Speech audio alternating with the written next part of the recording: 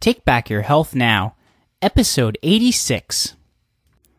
Information contained in this podcast is not medical advice. It is for educational and informational purposes only. Please consult with your doctor before making any health choices.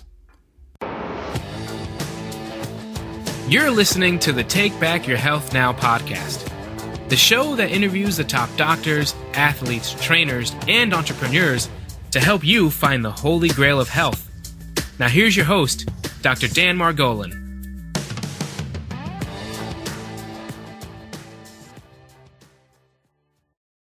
Hi, this is Dr. Dan Margolin with another segment of Take Back Your Health Now, where we pull out all the stops in search of health's holy grail. Today we're going to be talking about vascular health, vascular fitness, vascular disease, and coronary artery disease. We're excited. We have two guests. So unlike most of our shows where we do one, we get two for one today.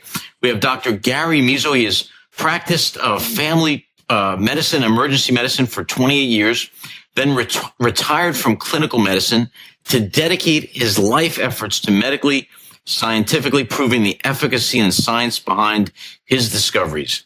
He has been a full-time medical scientist for over 19 years and has enjoyed great success in his research efforts with top researchers at NASA, Mayo Clinic, Cleveland Clinic, and scores of university research centers worldwide.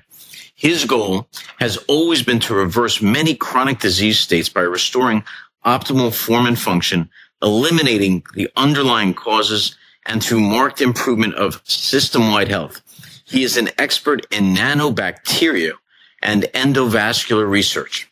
And we also have Dr. Ray Strand, MD, has been involved in a private family practice for over 40 years. Over the past 20 years, he has focused his medical practice on preventative and nutritional medicine. He has written and published 5 different books. His book, What Your Doctor Doesn't Know About Nutritional Medicine May Be Killing You, has now been translated into over 30 different languages. He travels and speaks throughout the world, educating individuals about the health benefits of taking high-quality nutritional supplements. Doctors, welcome to the show. Well, glad to be with you. Thank you. We're very excited to have you both on. So, Dr. Mezo, let's start with you a little bit. Just give us a little bit about your background. You do even nanobacterial research. What is that? Well, that's a whole other subject that's actually quite large. Okay. But let's just suffice to say that my researchers actually discovered a nano-sized bacterium that they initially called nanobacteria. And there's a debate as to whether it meets the criteria for living or not living. But it is infectious. It does cause human ailments and diseases. It's responsible for pathological calcification. It's responsible for inflammatory responses in our vascular tree and tissues. We have no innate defense against it, but my formula has been shown to eradicate its damage and its actual presence. So that's a big deal. Wow. Now, so when you talk about nanobacteria, is this something that's very well known or not that much so? Well, they were actually discovered in the mid-'80s by a Finnish researcher, Dr. Olavi Kajander. And there have been scores and hundreds, actually, of papers written about nanobacteria and their involvement in human and mammalian pathology. So it's esoterically known in the infectious disease community, particularly with involvement with vascular calcification, kidney stones, brain sand, pineal calcification, prostatic calcification. It's been shown to be involved in all of those entities, as well as polycystic kidney disease and many other problems. Amazing. I had never heard of it. So this is really, to me, this is so fascinating. I know we're talking here, we're going to get into a little bit on vascular disease and vascular health and stuff, but you're saying that part of vascular disease can actually be caused by a nano or very small bacteria that people are not necessarily very much aware of. Is that correct? Yes. They're from 25 to 200 nanometers in size. And so regular clinical microscopes were not able to detect their presence ever until they were discovered under an electron microscope. And that's what has to be used to observe them. Additionally, their growth rate is such that, it takes about 3 to 4 months to get a culture of them. And so standard clinical culturing methodologies, which, they check 7 to 10 days for most normal bacterial cultures, you wouldn't be able to detect them that way either. So their presence was largely overlooked because they didn't look deep enough. Unbelievable. And how did you get involved in this? How did this become your life's work, if you would? Well, it's kind of interesting, and let's just say that I had developed my formula to reverse my own coronary artery disease, and the way that I was able to observe it going away was I had a baseline coronary artery calcification score done and showed that I had pathological calcification in my coronary arteries. And with a strong family history of coronary artery disease and early death for my grandfather and my father, I was motivated, so to say. Yeah, I mean, there was, okay, I got you. So try to do something. And one evening I was reading an obscure paper about some Finnish doctor by Kijander who had found this nanobacteria and discovered it and had done a lot of studies and work on it. And so eventually I ended up buying their company in Kuopio, Finland, and we became, I incorporated their company into mine, and we became co-researchers on atherosclerosis and the diseases that nanobacteria can cause, and into proving and showing clinically in clinical trials that my formula was able to eradicate not just the damage and the pathological calcification from the nanobacteria, but it also eradicate the nanobacteria themselves. Unbelievable. I've interviewed Dr. Stephen Gundry. He's head of cardiovascular surgery, I think, at Loma Linda Hospital. And he was talking about some reversal of atherosclerosis through also diet and, dietary changes and stuff like that. Had you also looked into that arena, or how does that affect this whole concept? Well, let's just say that the nanobacteria are not affected by diet one way or another, positively or negatively. Their food stuff is HDL and VLDL and LDL, and they actually oxidize these lipids as part of their food stuff.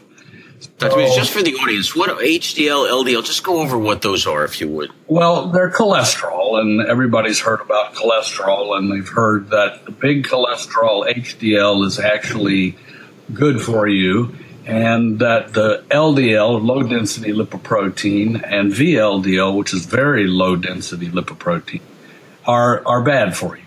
Right. And so cholesterol theory of atherogenesis, or plaque buildup, has been shown in many studies recently over the last several years to be maybe not so true.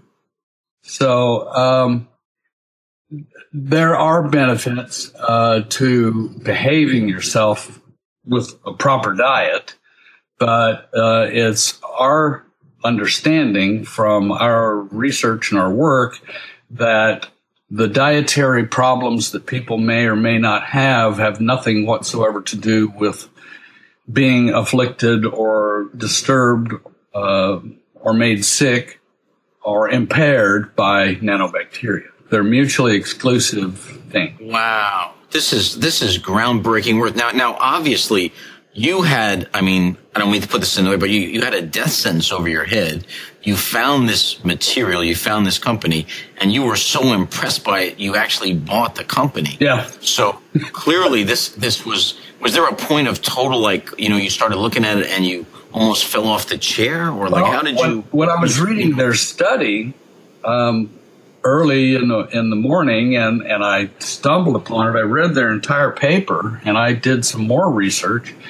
And for me, it was like, oh my goodness, I'm already treating what they discovered. And so I called them the next day, and well, they thought I was probably nuts at first. I said, well, how could you be doing that? We just discovered this and have been doing basic science work and microbiological documentation of the pathogen, and you're already treating it. I said, yeah, cool, huh? Wow. Within a couple of weeks, I was in Finland, and we started our talks over a period of about 10 days, and then we decided to collaborate, and then I ultimately bought their company and used their research facilities in Finland as my bench science place and research center. What a story. You should write a book about this. This is, or maybe you have, because... Well, there's been a couple of books written about us. One of them was, Has Heart Disease Been Cured? By Doug Mulhall and Katja Hansen. The FDA did not care for that particular title. Okay. So they rewrote the book and called it The Calcium Bomb. And it's out of print, but it's still available on Amazon. And a lot of people have read it. Wow. Dr. Mezo, let me ask you, there was a story about, I guess, NASA and the nanobacteria in astronauts. Could you talk about that a little bit? Is it true that astronauts actually have like 5 times the increased rate in heart disease because these nanobacteria grow in lacking in times where there's no gravity? Am I saying that right? Well, we did. Actually, one of my researchers I put at NASA Johnson Space Center under a Space Act agreement for 7 years. So we had a nanobacterial research center inside of NASA microbiology division. And one of the things that NASA thought was pretty interesting, and they have their astrobiology institute that they run there as well, and so they were very, very interested because it's been known for a while that astronauts suffer from certain types of conditions, and one of them is increased rate of atherosclerosis, pathological calcification, kidney stones, heart disease. And so we sent some nanobacterial cultures up into the space station, and we did some things with that. And we were able to determine that nanobacteria actually grow about 4 or 5 times faster in zero gravity than they do at standard gravity on Earth. And so that was a pretty plain kind of a finding. It made sense, and it was true. So wow. They were very, very interested, to say the least. Wow, that is fascinating. So a lot of astronauts get a CAC, or coronary calcification score, done before they go up into space, and they repeat that when they come back. And what do they find? Does it markedly increase? Yes. Wow. Is there these nanobacteria, are they part of our normal flora? Is there some positive function that they have, or is this completely a disease state? Well,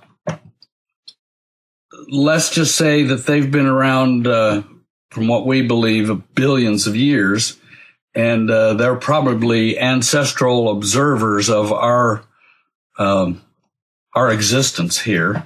And so we grew up with them, and they're found in clouds, seeding clouds. They're in our water systems. They're in our plants. They're in our animals and our mammals, and they're everywhere. But wow. They grow slowly, and they replicate upon themselves at the rate of 35 to 55% a year in calcification. Uncalcified is faster than that, but they do not provide us with any benefits. Okay. They're detrimental. They do cause RNA and DNA replication errors, which means they could actually stimulate or be a nidus for a cancer. There's been several studies with nanobacteria and breast cancer, nanobacteria and ovarian cancers. And in fact, in the medical world and radiology, whenever you see pathological calcification that's extravascular, they start looking for cancer.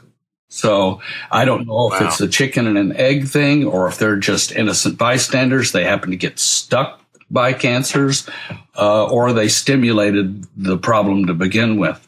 Unbelievable. Are there antibiotics that actually can kill these nanobacteria? Are they resistant to them? Well, most antibiotics cannot kill them, not at human tolerable serum levels. So it would take a ridiculous amount. They're tough bugs. They're resistant to 100 megarads of gamma radiation. They're resistant to acids, base. They're resistant to most all antibiotics. They do have sensitivity to some antibiotics, but the problem is nanobacteria are not always just free-floating in our serum and in our tissues. They're calcified. So the first thing you have to do is uncalcify them before you would actually try to kill them. And so, this reminds me of like Lyme disease. I've read on Lyme disease where they actually crystallize themselves, the bacteria, to surround themselves so you can't actually penetrate them. Is it sort of a similar concept? The endpoint maybe, but the pathophysiology is completely different. Okay. One, with Lyme disease, the Lyme spirochete can become encysted, and that's because the body would isolate it and wall it off like an area of infection, like a cyst, and isolate it, kind of like TB also. You'll find calcified nodes in TB. Nanobacteria do it in a different way on their own. So different pathology. Gotcha. Different pathology, maybe the same concept in terms of result. Well, let me ask you, Dr. Strand, to bring you on board. So how did you become involved with Dr. Mezo? How do you sort of fit into the picture, if you would? Well, I've been practicing nutritional and preventive medicine for 20 years, and of course, I've been studying the health benefits my patients could receive by taking high-quality nutritional supplements. And of course, I promote healthy lifestyles, diet and exercise. And I'm a physician who I'm not afraid of medication, but I like to use it as a last choice, not a first resort, and give my patients a trial of healthy lifestyles and treating many of the diseases we run into. And so I have been involved with very reputable nutritional supplement companies. I've spoken all over the world for them. And the company I'm presently with acquired the formula that Dr. Mezo had developed. And of course, I'm new to the game, but obviously I see your interest. I've got the same interest. I love listening to Dr. Mezo and where we are because of my personal observations. So I am now studying, going back and researching. I like to have my own experience. I've got right now probably 25 of my patients taking the formula, some in all various different stages of disease and trying to improve vascular health. But so I don't have the vast experience that Dr. Mezo has with this product or the understanding. But that being said, we know what we're doing in medicine today is not helping our patients. Yeah. And I think that's kind of your whole basis of this podcast and reaching out. Is there some other approach? And that's kind of what happens to the physicians. In my stage, I was a typical physician for half my medical career. And now I've realized that I was just drug oriented, disease oriented, and I knew my medications. And, but I was not preventing anything. All I was a disease care expert. Now I want to try. Yeah, go ahead. Actually, I mean, exactly what you're saying. I'm a podiatrist. The reason I started the show is I'm getting asked questions on different disease states that I'm not qualified to answer, honestly. And I'm like, well, just go back and ask your medical doctor. And they would go back and they would come back with the same questions. And after years of this, I finally said, let me take full responsibility and let me just put together the experts in different areas, and I'll present it to people and they can make their own decisions. So I'm on board with you. We're very much thinking in the same direction. But let me ask, so going to this coronary artery disease, how would somebody know that they had coronary artery disease? How would they know that they had some sort of a vascular insufficiency or inefficiency? Well, that's the basic problem. Number one is that when your arteries begin to age and harden and getting soft and hard plaque, it is silent. You don't feel it. How does it feel when your arteries get hard? You don't. Right. The problem is over half the time, the first sign of heart disease is either sudden death or a heart attack. And of course, that's the dilemma. And of course, what happens? They grab their chest. If they're fortunate to make it to the hospital, a cardiologist is more than willing to do a coronary catheterization, put in a stent if that's not appropriate, to do bypass surgery. And that's medicine. Acute care at the very end of a long progression, a decade's progression of a disease. So that is where I had been doing these heart calcification scores for the last 20 years on my patients, because I wanted to find people who had heart disease before they were in, the coronary care unit or in an ER. The problem is, once you find that they had coronary calcium, there was nothing I or anybody could do. Sure, we would get more intensive lifestyles. I wrote a book called Death by Prescription. It was very successful. It's been translated a lot of different countries and languages, but the thing is, it's real obvious that the medical information, the medical science in this country is totally controlled by the FDA and Big Pharma. And so they control anything that we do, but it's became very obvious to me that heart disease is not a disease of too much cholesterol building up in your bloodstream or in your vessels. It's, if you look at the medical literature, it's an inflammatory disease.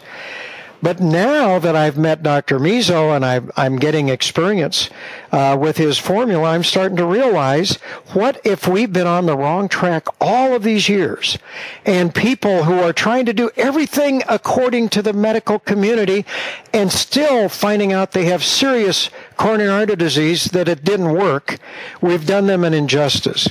And so I'm looking at this very carefully, and so far I've been very impressed, not only with Dr. Mezo and the research and the other individual physicians that have had more experience with this product, but I'm excited of the fact that we may be able to help a tremendous number of people that were not previously helped. Understood. Dr. Mezo, let me ask, going back to you, Dr. Mezo, sir.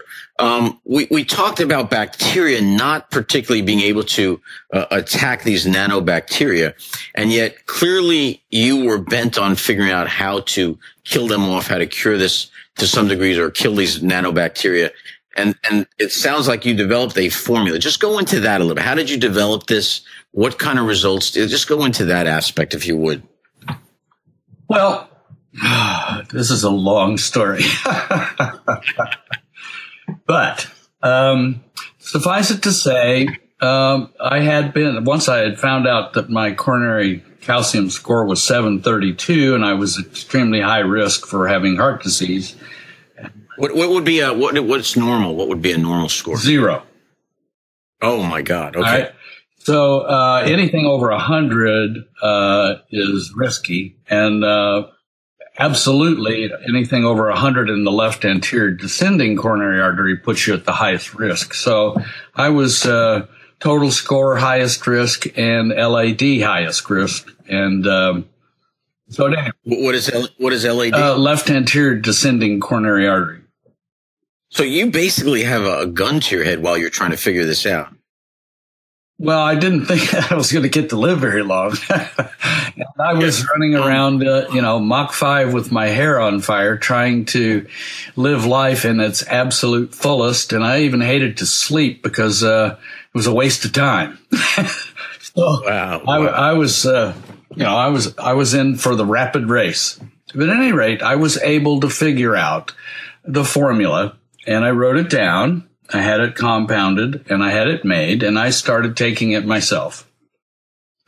And I started feeling, more energetic and better. That's just lack of different terms. Lots of things got better. And I repeated my CAC score after about 6-8 months, and my score was 0, and I was pretty happy about that. So your score went to 0 from 732. It went all the way down to 0. Yeah. Well, that's not always typical, but in me, that's what it was. And so there's lots of permutations on vascular plaque. There's there's plaque that's more dense than others. There's plaque that's broader, wider, deeper, thicker, covered by more amyloid beta content, more soft cell detritus, dead cells, dead leukocytes, soft plaque. And so not everybody's going to respond exactly the same. Sure. And that's just the way it is. But at any rate, I responded. Now I know I've responded pretty quickly, and I'm happy about that. But after doing that, I did a study on 92 of my own patients, and the criteria pretty much was that they had to have, stable heart disease. They could have angina and take their nitro, etc. I did baseline labs. I did baseline CAC scores, coronary calcification scores, and I treated them all for 4 months, and they all improved. Their anginal chest pain went away usually in about, a week, and absolutely within a month. And there were no side effects, and they all improved and got better, and they felt better. And the average decrease in coronary calcification score of those 92 people was 58.5% decrease in 4 months. And I thought that was great. But now I did not stratify these people. I didn't care if they were young, old, black, white, male, female, doesn't matter. They just had to have a positive CAC score. Okay. And some of their scores were under 100, and some of them were over a couple of thousand. And so, but the fact that the average score decreased was massive. And the fact that it was, Dr. Mezo, is there anything else in the medical community that would do something equivalent to that? We've not found it yet. Wow. So, it was pretty big deal. And so I realized at that point that, I had a really large tiger by the tail, and the possible benefits to mankind and people with heart disease. I needed to be able to prove this outside of my own pilot study. Okay. And so I needed to enlist some cardiologists that were blue bloods, that were skeptics, non-believers, etc. Right. And I did, and we assembled a really powerfully great crew of cardiologists from different universities and institutions, and radiologists that knew what they were doing on comparing serial CAC scores. And it took a while. It took a couple $1 million, and the study was positive, and it did show that we were actually decreasing CAC scores, and there were no side effects. And so it was a pretty big deal, and I obviously have dedicated myself to that, and disseminating that information globally, and doing it as best I can. We chose initially to use the physician / pharmaceutical rep / type mode. And so we would educate physicians on how it could benefit them in their practice, and where we had seen anecdotal evidence of improvement of corollary events, et cetera. And what kind of response did you get from your colleagues? Pardon me? Or just in turn, I know the physician groups are always somewhat difficult to get any kind of change into, right? They're sort of, to some degree, stuck in their own way. Do you have any resistance from them? It depends on on what they do for a living. The general family practice, internal medicine physicians usually embrace it and find it wonderful. Cardiologists usually are very large skeptics, and they're slow to bring and educate, get them on board and get them to fully understand the pathophysiology involved in endovascular disease. It's taken a lot of time and effort to talk and meet with some of the world's top endovascular researchers and educating them. We still have a long way to go. Dr. Mezo, I got to tell you, my hat is off to you because, it's people like yourself that are pioneering these new technologies. That really is the future. I mean, it's very clear to me that a lot of the old guard, if you would, just don't necessarily have the answers. We hope that they do. But people like yourself that are willing to sort of put their necks out and are willing to look in different areas, God bless you, sir. I mean, realistically, people like yourself are the ones that are really going to make the big changes. And I thank you for your efforts and stuff. Well, I appreciate that. It has been a tough row to hoe. I can't imagine. I can't imagine. We're making ingrounds, and the fact that I was able to license my formula to this wonderful company will allow dissemination of information and use to many, many people all over the world. And hopefully they won't have to drop dead from heart disease. They won't have to go get their stents or bypass surgeries. And hopefully we'll do an end run around what we used to know as heart disease. And then that's the second largest killer in the United States. Am I correct? Cancer is number one? No, is that right? Heart disease is number one. And heart disease is number one. Yeah. And it's actually the largest cause of death in women as well. Wow. Unbelievable. Unbelievable. To turn that around. What a great thing to dedicate your lives to. As we come towards the end of the show, I always ask my guests what they feel the holy grail of health would be. And so I'm going to ask each of you separately. So I'll start with you, Dr. Strand. What do you consider the holy grail of health to be? Well, I think it's relying on your body's natural defenses and supporting them in the best way we can. And I really do believe that people who take care of themselves, eat a healthy diet, exercise modestly, take high-quality supplements, they have a higher quality of life. And I'm not even talking about extension of life, but just, patients they're not as concerned anymore about the years in their life as they are the quality of life in those years. And when we see the aging of people and the diseases they have to suffer with, I've always been a proponent of trying to maintain and protect our health. And of course, we all are looking at the possibility of helping people who have already lost their health and are trying to regain it. Yes, sir. Yes, sir. Awesome. Dr. Mezo, how about yourself, sir? What would you consider the holy grail of health to be? Well, I think things that can be embraced that increase health span as well as lifespan are obviously positive ways to go. We've discovered, of course, that nanobacteria are involved in the development of atherosclerosis. Atherosclerosis is the beginning of the hardening of the arteries. It begins at birth, actually in utero, and it continues until people are symptomatic or they have an event, and it affects every tissue head to toe. It's my belief that atherosclerosis is aging, And if you can stop and reverse atherosclerosis, you've done a great thing. Absolutely. You've fought off the aging process by a long way.